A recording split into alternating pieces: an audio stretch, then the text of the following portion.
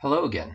I thought I would review a 20-plus-year-old Victorinox Swisstool RS against a brand new Leatherman ARC.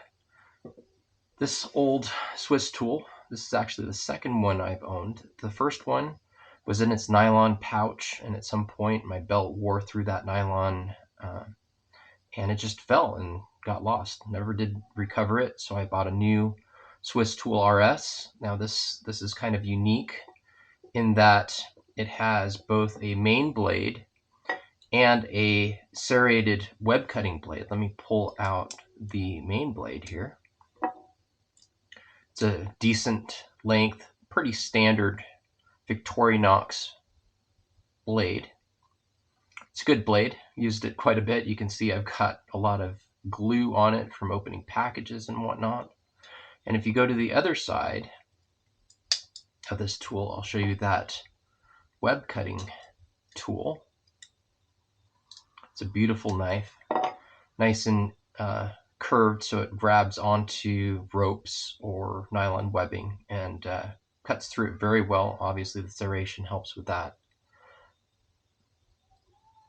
And it has pretty much all of the tools one needs. Now, the big problem that I have with this guy is that you see me using what is a bit of a toenail clipper, actually, that broke eventually. And I use that to kind of get into the little thumb notches in order to pull all these tools out. Now, yes, I can pull the tools out with my fingernail, as evidenced here. But if that mechanism gets a little sticky, then it becomes very difficult to get these tools out of this Victorinox. And you can even see, just pulling that scissors out, I did do a little bit of damage to my fingernail. And I've got decent fingernails. It's not like I have very weak fingernails, but it is very difficult to get some of these tools out. It has a saw here. The one thing that this doesn't have that a lot of the Swistools do have is a file. And that's because, of course, it has that rescue blade with the serrations. It's a great tool. Really like this thing. But over time, I stopped using it a lot. First of all, it's fairly large. You can see in comparison to this Leatherman that I have beside it, the length is a little bit more, the weight is a little bit more. The width and thickness is actually less on this than the Leatherman, but you have to fit this in your pocket, and that's a bit of a problem. At the time, they did not make clips for these. Now they do, which is great. But yeah, just, between the pain and suffering of having broken nails and trying to pull out each of the tools, the extra weight and size, I really stopped using this as much as I wanted to. Now, I've had it for over 20 years, and it's seen tons and tons of use.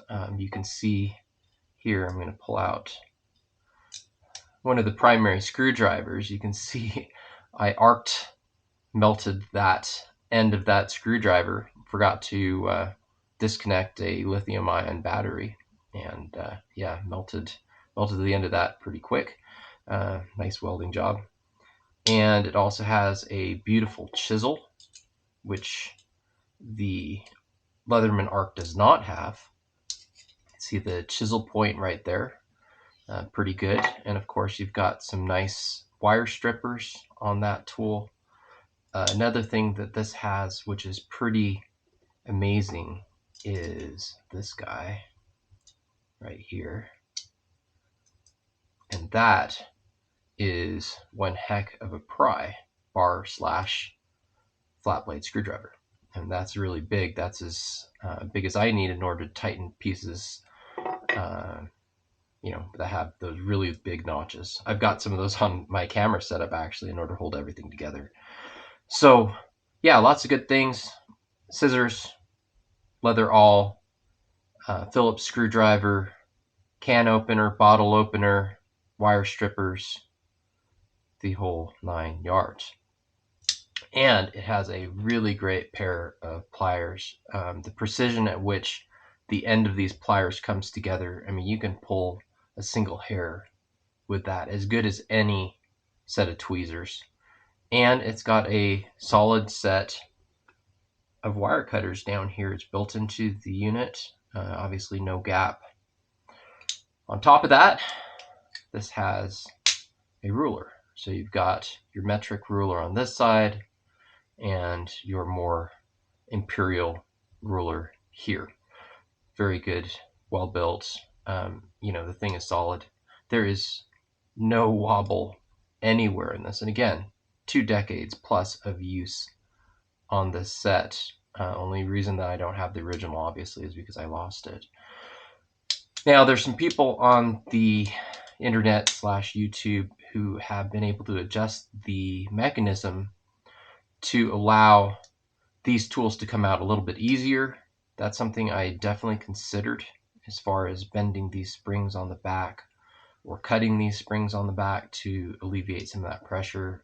This is actually well oiled. It's been cleaned in the mechanism, so this is pretty much as good as it gets. And again, I can pull out each of the tools with my fingernails, but if you have any weaker fingernails than me, you cannot get it. So I just, again, decreased use over time and eventually kind of sat in a drawer, and I went without a multi-tool for probably about 3 years. Now, I used it constantly, every time I needed a ruler really quick, or I needed to use a pair of pliers or any of the tools in here, I would actually grab this thing along with my trusty toenail clipper piece, which does a good job of simulating a fingernail that is harder than a fingernail, and worked really well for me.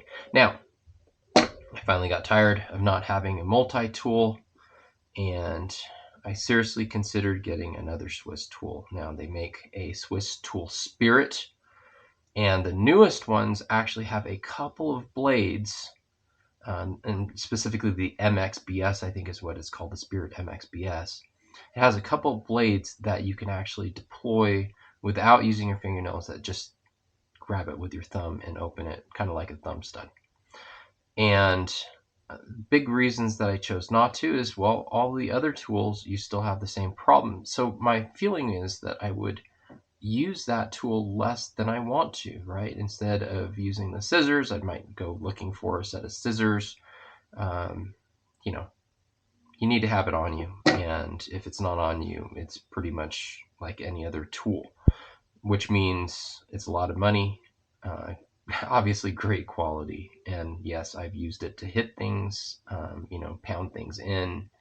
And I don't know what kind of steel they use in this, but it is good steel. Both of these are magnetic steels. In other words, a magnet is attracted to all the steel on these, including the blades and I guess these would be called your shells or your covers. All right, so let's move on from the Swisstool RS from Victorinox, obviously made in Switzerland. Great quality, really like the piece. And let's move to the Leatherman ARC. Now, the first thing that I will note is that, let's start with the negatives, I guess.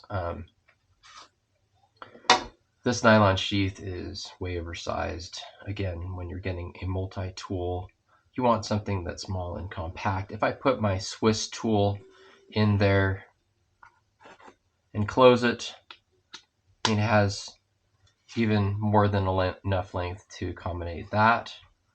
I'm not saying the nylon is really bad condition. This is actually probably a better quality of nylon than came with my Swisstool, which again I was disappointed with because I lost the tool. However, you need to have it compact. That's the purpose of these things. Otherwise, if I'm going to carry an entire toolkit on my belt, go for the real thing. I don't need any of these half measure type tools, the what are called 2D or flat bits, etc. Now, this bit thing is a new thing. Obviously, they didn't have such things when I got the Swisstool initially, and they can be good and bad at the same time. They take up a lot of room as far as the holders within the tool. All right, so this arc, they use magnetics to hold everything closed, which is a great feature. But let's look at my major complaint with the Swisstool, which is getting all the tools out. They went one step further than making it easy to get out. Now they've made every tool able to be removed with just one hand, which is a big plus. If you are working on something, you're holding something together, and it's like, I need a pair of pliers. Well, then you can deploy this set of pliers fairly easily without having to worry about it. Some people can do it a lot better than me.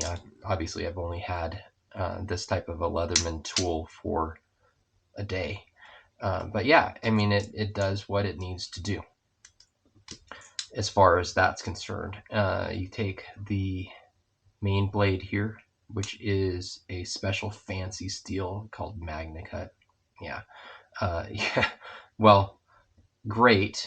I'm sure I paid a bunch extra for that MagnaCut steel, but my original Swiss Army knife here with a plain Jane Swiss made steel, I've never had to sharpen it. It's always worked. It's done everything that I needed to do. Now, I don't go around shaving my arms with it or my beard with it.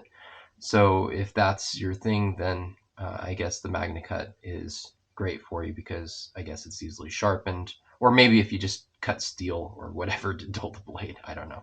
But I've never had a problem with having the old type of steel, and I'm sure this is the case for all the steels that have been used in the Leatherman in the past. But I do like the look, but more importantly, it does have a thumb stud, so that comes out super, super nice. I like that. Then you have the scissors here, which is not as good a set of scissors, I would say, than the Victorinox. You can just feel how it's not perfect down here because it's not really in contact with the other shear, and then you can feel a little roughness as you go to the edge. Now that may be a honing job. It may be that the rivet isn't perfect. Let's go to the Victorinox really quick and deploy. I'm going to use my fingernail. There we go. Deploy here. The length of the blades themselves, yeah, they're pretty comparable. However, that just feels perfect, right? I mean, you have it making contact the entire way. There is no errors in that steel. It's a perfect smooth in comparison to what we've got here in that Leatherman. But it's a great pair of scissors nonetheless because I can deploy them without having to wreck my fingernails or use a secondary tool. You can obviously deploy it with one hand, put it away with one hand as well, which is really nice. Then you come up to the saw. And here's where I'm going to start being a little disappointed in this Leatherman ARC. There's no ruler, right? You've got a full-length ruler here that's 9 inches or 23 centimeters for the Swisstool, and this thing comes with no ruler anywhere on it. So what I've decided to do is look at the blade here and count the number of teeth over to equal some sort of length that I can use. And well, what do you use to figure that out? Well, you use your Swisstool, which has a ruler on it. And I'm sure this is going to be hard to see on camera, but if you line up, let's call it the first tooth here, and this works on either side, it is just over 2 inches to this final large tooth. Okay, so from the big tooth here to the large tooth, it's just over 2 inches. If you go from this large tooth to the little small end of the other tooth on the other side, so you can see the little small nub, that's exactly 2 inches. And this is a very poor way to do it, but okay. So it's a 2-inch measure. I can deal with that. The down cut right here is 1 inch from the big tooth to the down cut is 1 inch. So I can use that as a very rudimentary imperial based ruler, and I will actually utilize it in that manner. But they had plenty of room to put in an actual ruled ruler, right? Either on the saw blade, on the scales, the inside of the scales, something like that. I guess Leatherman doesn't understand how often someone like me, who's an engineer, needs to whip out a ruler to measure just about anything. I use it probably as much as any other tool on this Victorinox. So that's a shame they didn't go for it. The saw itself, it's great. I don't have any complaints. It's as good as the one on the Victorinox as far as I can tell. And then let's look at the file / metal saw. You do have this, which obviously was replaced with that serrated rescue blade. Diamond impregnated on this side. So you've got little pieces of diamond that are impregnated onto or into the steel, which makes it very, very good at sharpening other tools. It does have a very small, I would call it a non-aggressive metal saw right here. So you'd be able to go after maybe softer metals like aluminum. And you've got a nice, what I'd call a diamond pattern or cross-cut file for, again, softer metals, your fingernails, whatever you need. In fact, I used it earlier when I broke a nail on the Swisstool, deploying it, smoothing out a rip in that fingernail. So it's a great thing to have. I didn't realize how much I'd miss having a file on the Swisstool RS, but I really do. So those are the 4 external tools and how they're deployed.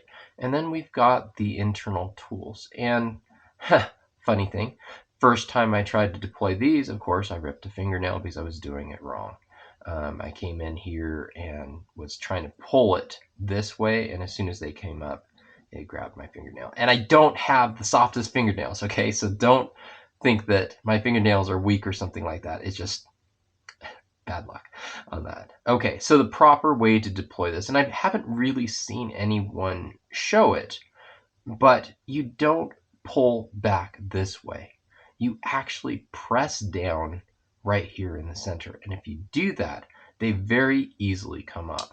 I know it looks like a fingernail nick, but it's not. Same way on the other side. You press straight down and it pulls your tools up. Now, in contrast with the Swisstool, where each individual tool comes up by itself and only by itself, which is one of the selling points of the Swisstool, along with all the external tools, which the Leatherman ARC has finally fixed.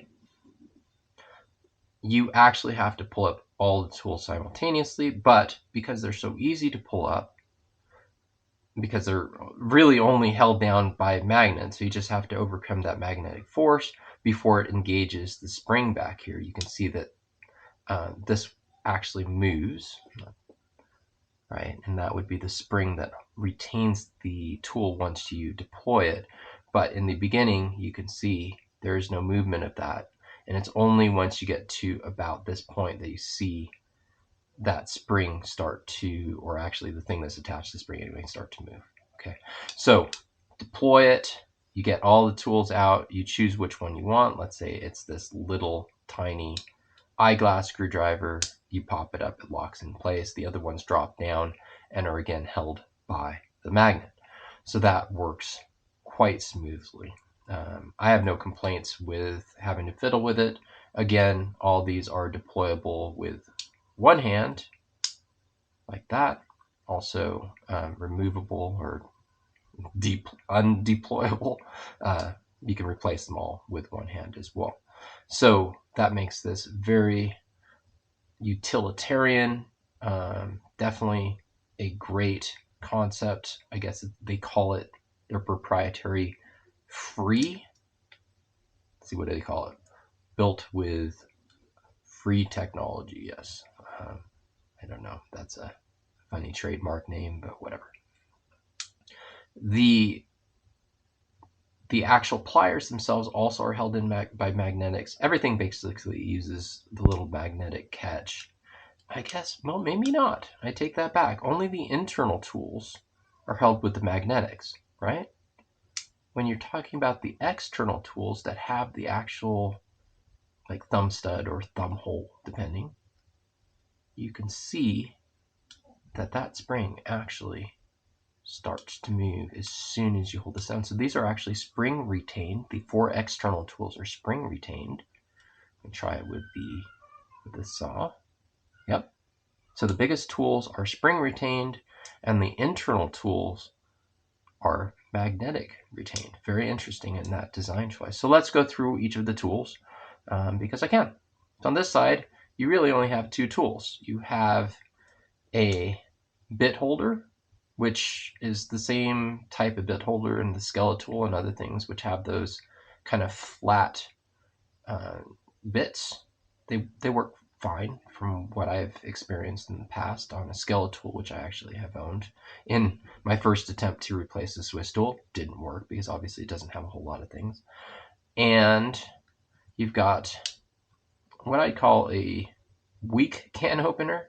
Not pleased because they don't have the same type of can opener with a screwdriver on the end like they have on the Swisstool. I'm so used to using that it's a little disappointing to see. Obviously, you could have put a little tip on there and made it into a screwdriver.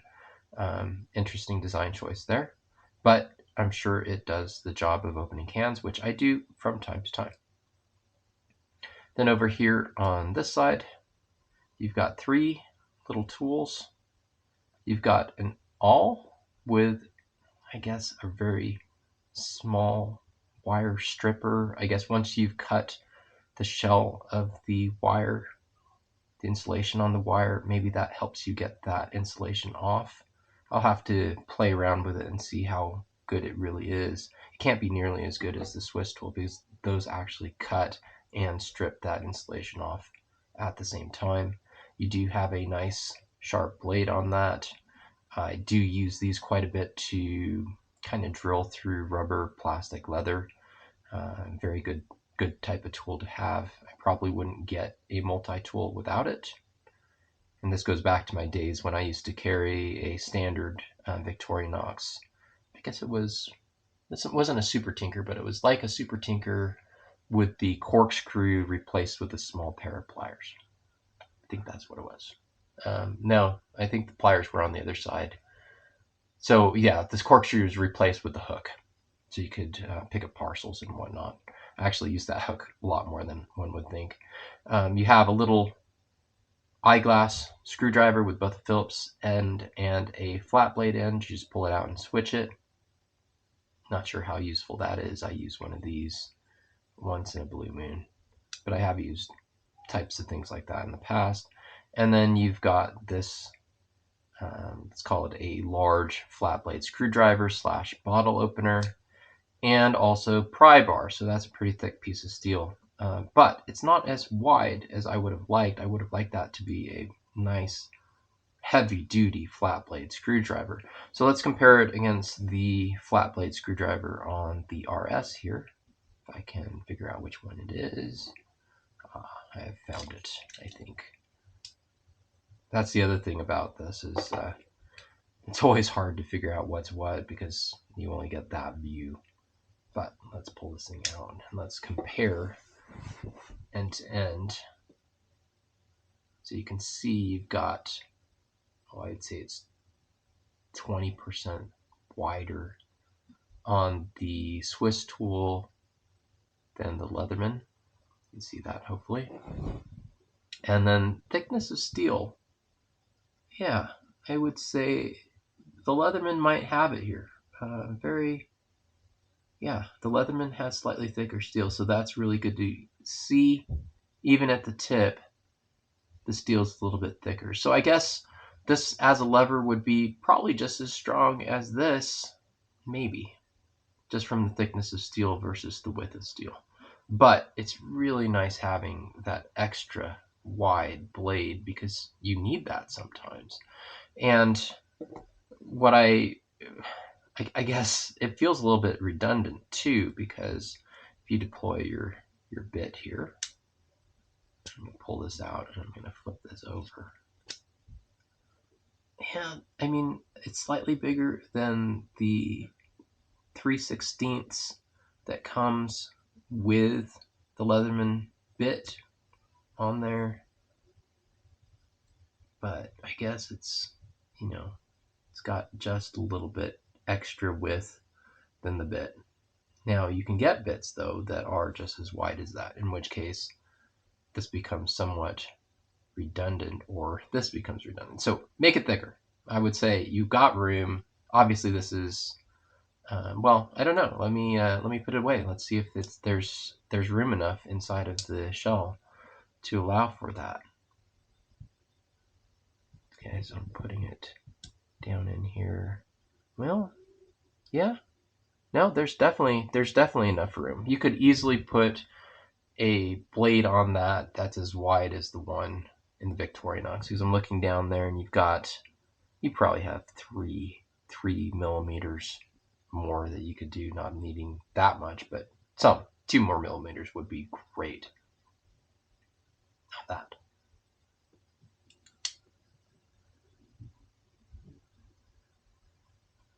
Yeah. So overall, this is a great tool. Obviously, I bought it. Most expensive tool I've ever purchased. I think at the time I got these, they were in the $100 to $105 range. So it was never cheap, these Swisstool RSs, but I mean, the quality is all there. It's just from a convenience standpoint, not really floating my boat these days. And this, this cost me $229 plus tax, making it close to $250. So over double the price of the Swisstool. I guess Swistools these days are getting up there as well, but not nearly as expensive as one of these. And let's talk about quality. Okay, so this is supposedly USA made. I can't confirm that, but it does have the USA markings on both the MagnaCut and the pliers. They claim USA made, but it's similar to Swiss made in that there is a requirement for a certain percentage of the material to be USA based in order to claim made in USA as opposed to assembled in USA. It's actually a better standard than made in Switzerland. So Swiss actually can have less Switzerland content than made in USA as far as USA content. So that's interesting. But going back to quality here, I don't know. There's just a little bit of wiggle in the handles here. Probably can be tightened up with these. I guess they're called Chicago screws.